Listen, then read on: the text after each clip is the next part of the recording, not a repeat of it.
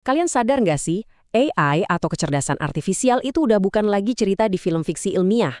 Ternyata AI itu udah ada di sekitar kita loh, bekerja di belakang layar dan diam-diam ikut ngebentuk cara kita hidup. Nah sekarang kita bakal lihat gimana sebuah negara punya cara yang unik banget buat nyiapin generasinya. Bukan cuma jadi pengguna, tapi jadi arsitek masa depan yang beretika dengan teknologi ini. Mungkin kalian nggak sadar ya, tapi setiap kali platform streaming ngasih rekomendasi tontonan yang rasanya kok gue banget, nah itu kerjaannya AI. Algoritmanya itu menganalisis semua yang pernah kita tonton, buat nebak kira-kira film atau serial apa lagi yang bakal kita suka. Atau pas kita ngobrol sama asisten di HP atau speaker pintar di rumah, itu juga AI.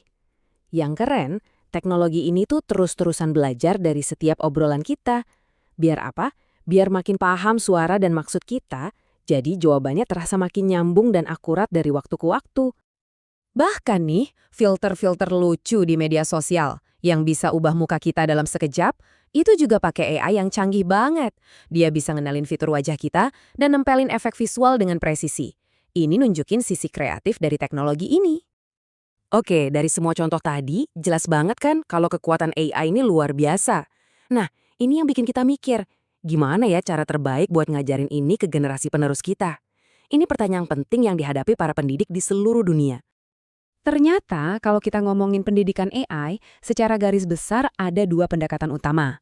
Dan pilihan di antara keduanya ini bukan cuma soal kurikulum loh, tapi soal masa depan seperti apa yang mau kita bangun bareng-bareng. Di satu sisi, ada yang fokusnya ke teknis banget, belajar coding, bedah algoritma, cara bikin sistemnya. Terus, di sisi lain, ada pendekatan yang fokusnya ke manusia, ngomongin etika, dampaknya ke masyarakat, dan gimana teknologi ini bisa bikin hidup kita lebih baik. Jadi, ini bukan cuma soal gimana cara kerjanya, tapi lebih dalam lagi, buat apa sih AI ini ada? Nah, disinilah ceritanya jadi menarik. Di antara dua pilihan jalan ini, sebuah negara harus bikin keputusan strategis. Jadi, pertanyaannya sekarang, Indonesia milih jalan yang mana? Dan yang paling penting, kenapa? Dan ternyata Indonesia memilih jalan yang kedua, fokus pada manusia. Jadi, kurikulum nasional kita untuk coding dan AI itu dibangun di atas satu filosofi yang kuat banget. Teknologi itu ada buat manusia, bukan sebaliknya. Dan ini nih, prinsip utamanya, semacam kompas moralnya. Kutipan dari kurikulum ini adalah landasan dasarnya. Intinya, tujuan akhirnya itu bukan cuma bikin AI yang pintar, tapi yang paling penting, AI yang baik dan berguna buat kemanusiaan. Kenapa sih prinsip ini penting banget? Salah satu alasannya, ya buat ngelawan yang namanya bias algoritma. Gampangnya gini, kalau kita ngajarin AI pakai data yang isinya udah nggak adil, ya hasil keputusan AI-nya juga bakal nggak adil. Dan ini bukan cuma teori loh, ada kejadian nyata. Sebuah perusahaan teknologi gede pernah bikin AI buat rekrutmen. Ternyata AI-nya malah secara sistematis nolak kandidat perempuan. Kenapa?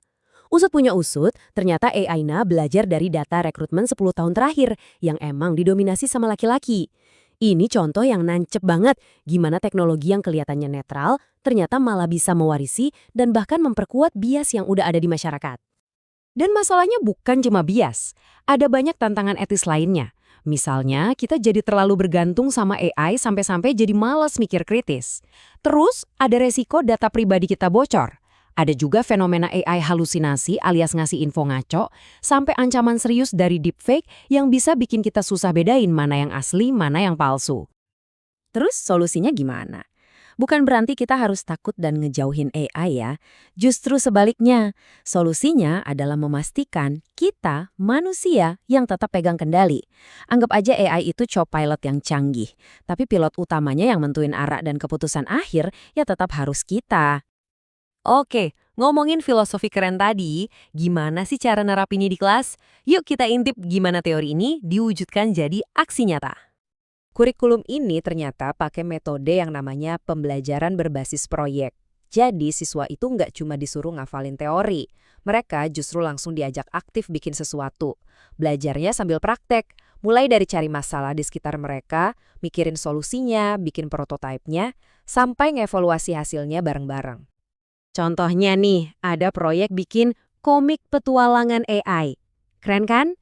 Di sini siswa nggak harus jago ngoding.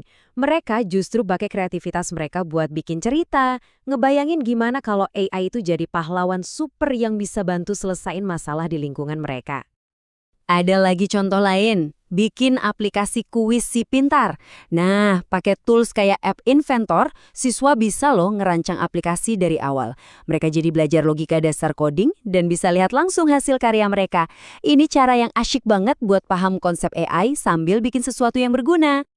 Semua aktivitas ini, dari bikin komik sampai bikin aplikasi, sebenarnya semuanya itu mengarah ke satu tujuan akhir yang jauh lebih besar dari itu. Fokusnya itu bukan cuma soal jago teknologi, tapi soal membangun skill yang penting banget buat masa depan. Kayak kemampuan berpikir kritis buat bisa nyaring informasi bikinan AI, kreativitas buat bikin inovasi baru pakai AI, kemampuan kerjasama, komunikasi, dan yang paling penting, punya rasa tanggung jawab etis. Jadi pada akhirnya, sukses atau enggaknya kurikulum ini tuh nggak diukur dari seberapa banyak programmer yang lahir, tapi dari apakah kita bisa membentuk sebuah generasi yang bisa hidup bareng AI dengan bijak, dengan kritis, dan penuh integritas.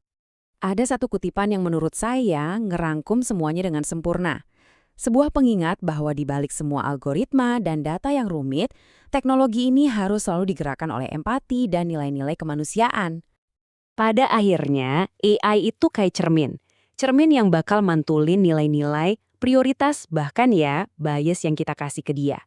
Jadi pertanyaan terakhirnya bukan lagi apa yang bisa AI lakukan, tapi versi terbaik dari diri kita yang seperti apa yang mau kita pantulkan lewat teknologi ini.